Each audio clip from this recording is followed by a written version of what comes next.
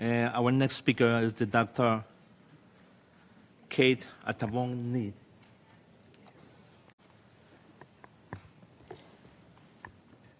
Dr. Mary Shuttleworth, Excellencies, distinguished delegates, fellow panelists,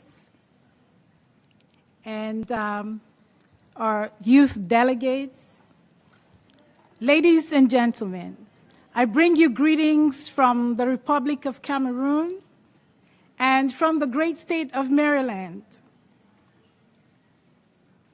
It is a great honor to join you today to discuss a subject that is not only timely, but essential to the future of our world: human rights, education, leadership, and the way forward. When I reflect on this theme, one question comes to mind. What kind of leaders are we preparing today and for the future? Are we preparing leaders who simply know how to lead organizations, governments, or businesses?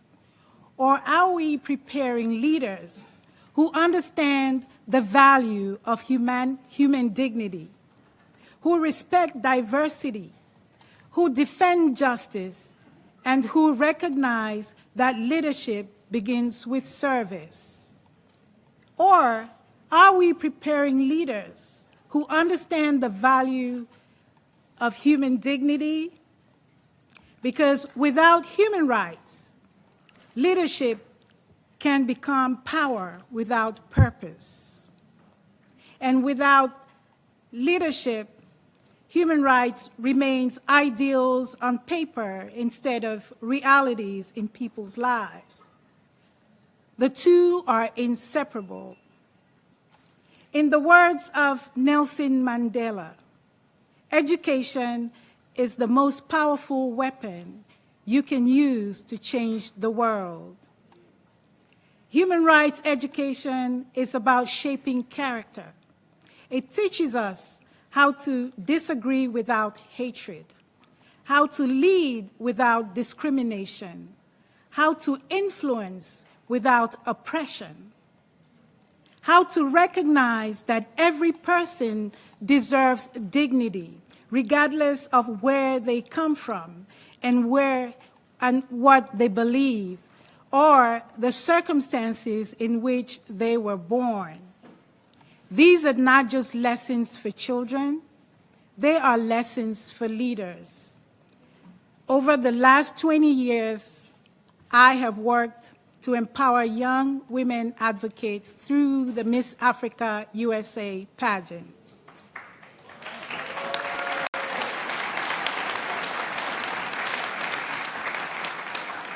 And I want to recognize some of our queens who are in the house today as youth delegates.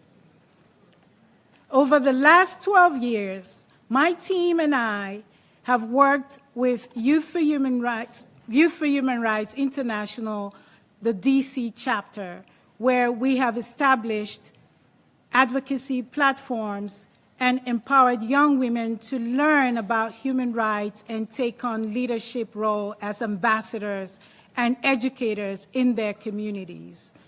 Our pageant queens and delegates are actively educating the community on human rights and promoting various causes for humanity.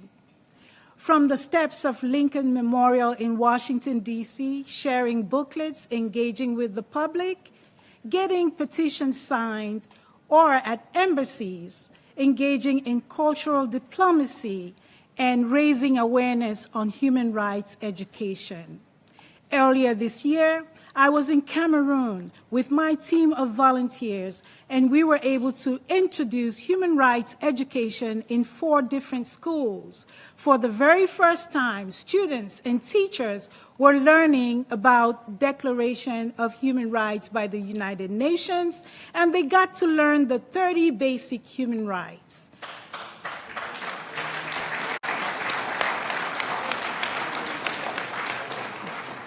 The students were very excited to become champions for human rights in their schools and to share the knowledge with their peers. We were able to share helpful tools and educational materials with teachers to be able to incorporate human rights education in their classrooms. During our visit in Limbe, Cameroon, our team was able to provide access to clean running water in all of these 4 schools and surrounding public community.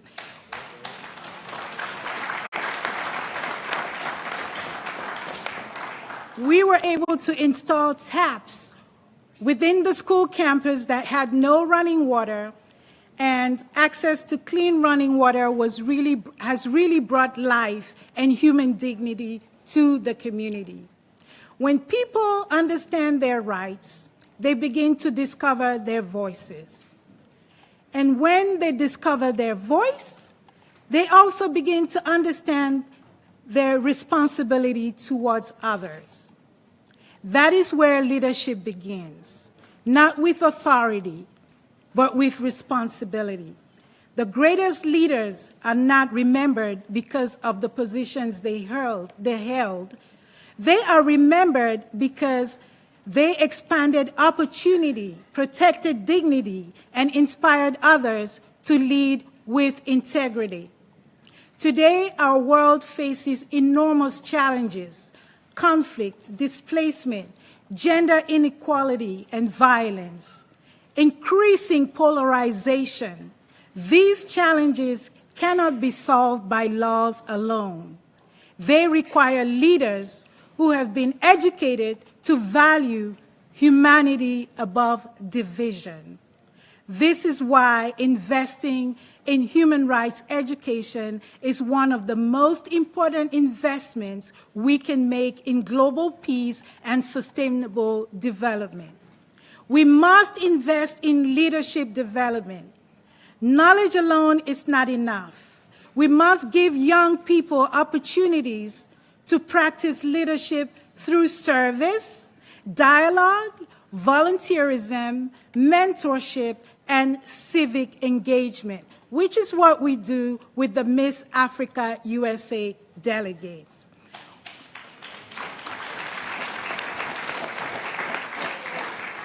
We must also ensure that women and girls are not simply included in leadership conversations, but are empowered to lead those conversations.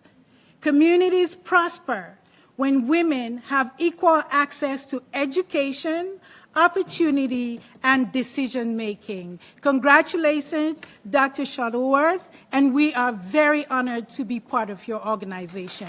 Thank you very much. Thank you, Mrs. Atabong. Thank you.